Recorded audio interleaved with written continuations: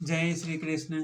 कल के श्लोकों में हमने सुना था, अर्जुन ने पूछा था सूर्यदेव विवस्वान आपसे पहले हो चुके हैं, अर्थात आपसे ज्येष्ठ हैं, तो फिर मैं कैसे समझूं कि प्रारंभ में भी आपने इस विद्या का उपदेश दिया था। तो इस पर श्री भगवान ने बोला, तुम्हारे तथा मेरे अनेकानेक जन्म हो चुके हैं, मुझे तो उन सब का स्मरण है, किंतु हे अर्जुन, तुम्हें क्या उनका स्मरण है? नहीं, तुम्हें उनका स्मरण नहीं हो सकता, क्योंकि इसके तात्पर्य ये है, भगवान तो श्री कृष्ण तो स्वयं भगवान हैं, हरि का अवतार हैं, तो उनको सारे जन्म याद हैं, किंतु अर्जुन तो केवल एक इंसान है, तो उसको कैसे याद होंगे अपने पुराने जन्मों की कहानियां। चलिए आगे के श्लोक सुनते हैं। जय श्री कृष्ण।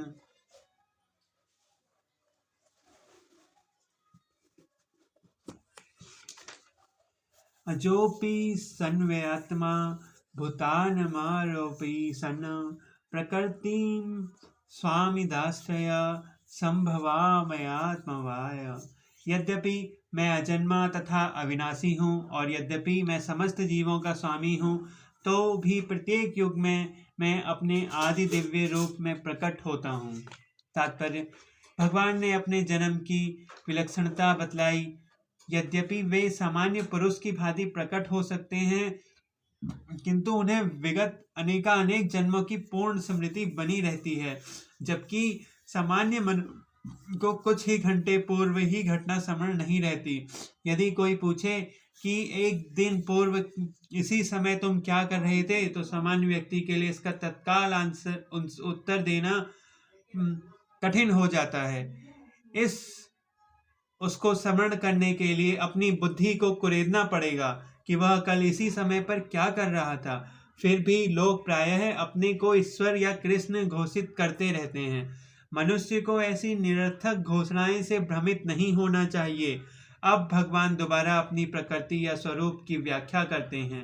प्रकृति का अर्थ स्वभाव तथा स्वरूप दोनों हैं।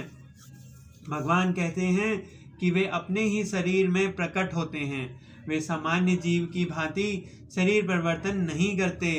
इस जन्म में बद्ध जीव का एक प्रकार का शरीर हो सकता है, किंतु अगले जन्म में दूसरा शरीर रहता है। भौतिक जगत में जीव का कोई स्थायी शरीर नहीं होता है, अपितु वह एक शरीर से दूसरे शरीर में देहांतरण करता रहता है। किंतु भगवान ऐसा नहीं करते हैं।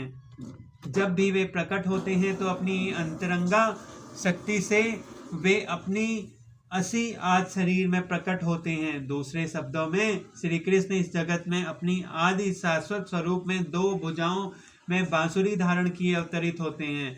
वे इस भौतिक जगत में निष्कुलसित रहकर अपने शाश्वत शरीर सहित प्रकट होते हैं। यद्यपि वे अपने उसी दिव्य शरीर में प्रकट होते हैं और ब्रह्मांड के स्वामी होते हैं, तो भी ऐसा लगता है कि वे सामान्य जीव की भांति प्रकट हो रहे हैं।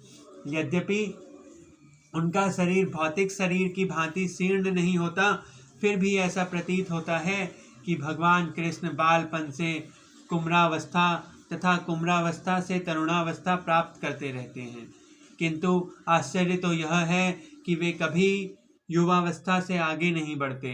कुरुक्षेत्र युद्ध के समय उनके अनेक पौत्र थे, या दूसरे शब्दों में वे भौतिक गणना के अनुसार काफी वृद्ध थे, फिर भी वे 20-25 वर्ष के युवक जैसे लगते थे। हमें कृष्ण की वृद्धावस्था का कोई चरित्र नहीं दिखता, क्योंकि वे कभी हमारे समान वृद्ध नहीं होते। यद्यपि वे तीनों कालों में, भूत, वर्तमान तथा भविष्य काल में वयोवृद्ध पुरुष हैं, न तो उनका शरीर है और न ही उनकी बुद्धि कभी क्षीण होती या बदलती है।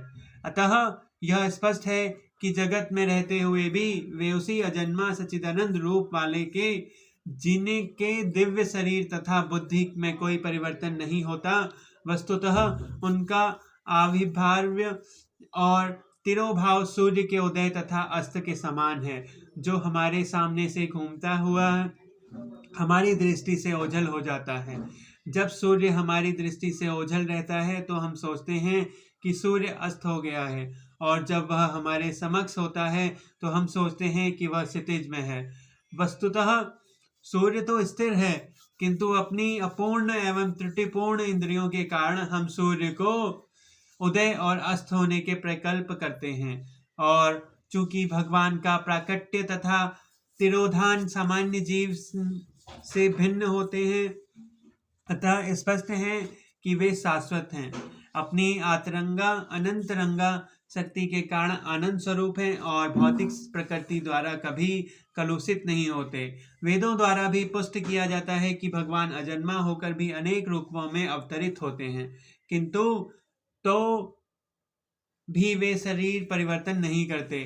श्रीमद् भागवत में अपनी माता के समक्ष नारायण रूप में 4 भुजाओं तथा ऐश्वर्यों से युक्त होकर प्रकट हुए हैं। उनका आद्य शाश्वत रूप में प्रकट्य उनकी अहौतिकी कृपा है तो जीव की प्रदान की जाती है, जिससे वे भगवान के यथा स्वरूप में अपना ध्यान केंद्रित कर सकें, कि न कि निर्विषेदवादियों द्वारा मनोधर्म या कल्पनाओं के आधारित रूप में। विश्व कोश के अनुसार माया या आत्म माया शब्द भगवान की अहौतिक कृपा का सूचक है। भगवान अपने समस्त पूर्व अभिभाव्य तिरोभावों से अवगत रहते हैं, किंतु सामान्य जीव को जैसे ही नवीन शरीर प्राप्त होता है वे अपने पूर्व शरीर के विषयों में सब कुछ भूल जाता है। वे समस्त जीवों के स्वामी हैं क्योंकि इस धरा पर रहते हैं। वे आश्चर्यजनक तथा अतिमानवीय लीलाएं करते रहते हैं, अतः भगवान निरंतर वही परमात्मा रूप हैं। उनके स्वरूप तथा आत्मा में या उनके गुण में कोई अंतर नहीं होता। अब यह प्रश्न किया जा सकता है कि इस संसार में भगवान क्यों अविभूत और तिरोभूत होते रहते हैं। अगले श्लोक